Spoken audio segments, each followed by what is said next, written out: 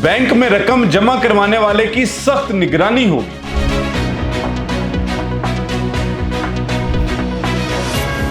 नए कानून के मुताबिक नई पाबंदियां लग गई।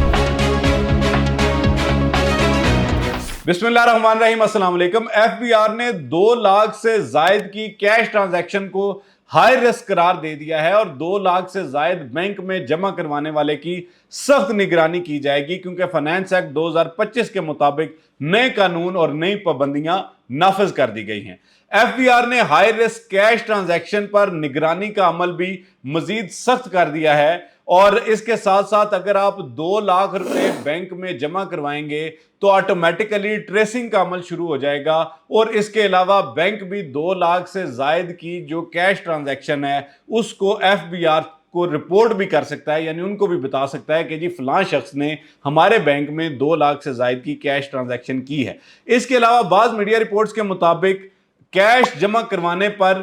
20.79% टैक्स भी लागू होगा। एक ही ट्रांजैक्शन में अगर आप 2 लाख से जायद कैश जमा करवाते हैं तो वो कैश आपके लेजर में अपडेट भी नहीं होगी, क्रेडिट नहीं होगी और टैक्स कवानीन की खिलाफ वर्जी करने पर एफबीआर का खुद कार सिस्टम यानी ऑटोमेटिक सिस्टम जो है वो एक्टिव हो जाएगा और आपसे इस कैश के मुतालिक वजाहत भी तलब की जा सकती है। और इसके अलावा जो है अगर इसको कानून की खिलाफ वर्जी तस्वर किया गया तो उसके मुताबिक जो है वो आपको एफबीआर को तमाम अपनी असासों की आमदन की और ये कैश कहां से आई है इस हवाले से भी मुकम्मल वजाहत देना होगी, क्योंकि इसको मशकूक ट्रांजैक्शन कंसीडर किया जाएगा। इसके अलावा आपको बताते चलें कि एक तरफ तो मीडिया रिपोर्ट्स के मुताबिक जो है ये खबर हमारे सामने आई, जबकि दूसरी तरफ ताज़ा तरीन इतलात के मुताबिक और खबरों के मुताबिक एफबीआर ने 20.79% जो टैक्स है इसकी सख्ती से तरदीद की है। एफबीआर का यह कहना है कि फाइनेंस एक्ट 2025-2026 के मुताबिक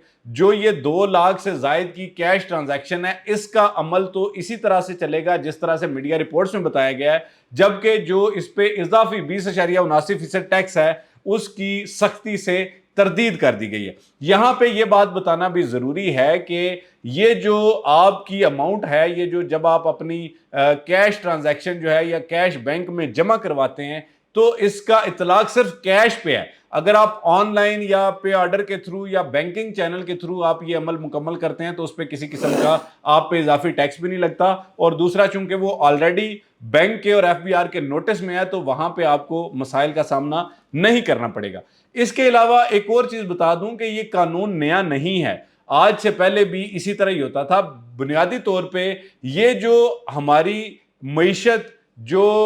कैश की मईशत चल रही है ये उसकी नफी करने के लिए, मिसाल के तौर पे अगर कोई भी शख्स जो है वो सर्विसेज की मद में या वो कोई भी चीज़ खरीदो फरोख्त की मद में जो है वो कैश में लेन देन करता है तो इस चीज़ की नफी करने के लिए, इसको कम करने के लिए ही ये सारा जो कानून है ये बनाया गया है और ये अभी का कानून नहीं है, ये आज से पहले भी इसी तरह ही था। लेकिन अब चूंकि ये हाईलाइट हो रहा है और अब चूंकि इसमें तरमीम की गई है और 2 लाख की रकम जो है उसको यहां पे मेंशन किया गया है, इस वजह से ये दोबारा खबरों की जीनत बनी। यहां पे ये जानना भी आपके लिए इंतहाई ज़रूरी है कि आप देखते हैं कि हमारी मवेशी मंडियां, सब्जी फ्रूट मंडियां और इस तरह जो दीगर ये थोक परचून के जितने भी ताजिर हैं, चूंकि इनकी जो सेल्स टैक्स जो लोग देते हैं इसका इतलाक उन पे है, इसका इतलाक प्राइवेट लिमिटेड कंपनीज पे है, इसका इतलाक बिजनेस अकाउंट्स पे है, इसका इतलाक जो है वो इनफरादी तौर पे अगर कोई भी शख्स अपनी कैश जमा करवाता है तो उस पर अमली तौर पे नहीं हो सकता। उसकी वजह यह है कि ये जो है आम तौर पे जो एक प्रोसीजर चलता है वो आपको वाजे कर देता हूं कि अगर मिसाल के तौर पे मैं एक ताजिर हूं और मैं कैश में लेन देन करता हूं तो वो हुकूमत के पास तो उसका टैक्स नहीं जाता। अब होता यह है कि अगर वो मैं कैश जाके बैंक में जमा करवा देता हूं तो नए कानून के मुताबिक जो है वो 50% जो आपकी रकम है जो आपने जमा करवाई है उसको आपकी आमदन तस्वर किया जाएगा। अगर लेट से मैं 2 लाख रुपए की अमाउंट या 2,10,000 की अमाउंट जमा करवाता हूं और उसमें से मैं कहता हूं कि जी 1,05,000 रुपया मेरी जो है वो इसकी प्रोडक्शन कॉस्ट है और बाकी जो है मेरा मुनाफा है, तो वो जो मुनाफा है वो आपकी आमदन तस्वर किया जाएगा। आप ये नहीं कह सकते कि जी 2 लाख रुपया इसमें से जो है वो मेरी जो है प्रोडक्शन कॉस्ट है और 10,000 रुपया मेरी आमदन है। तो जब आप साल के एंड पे जो है वो एफबीआर में अपने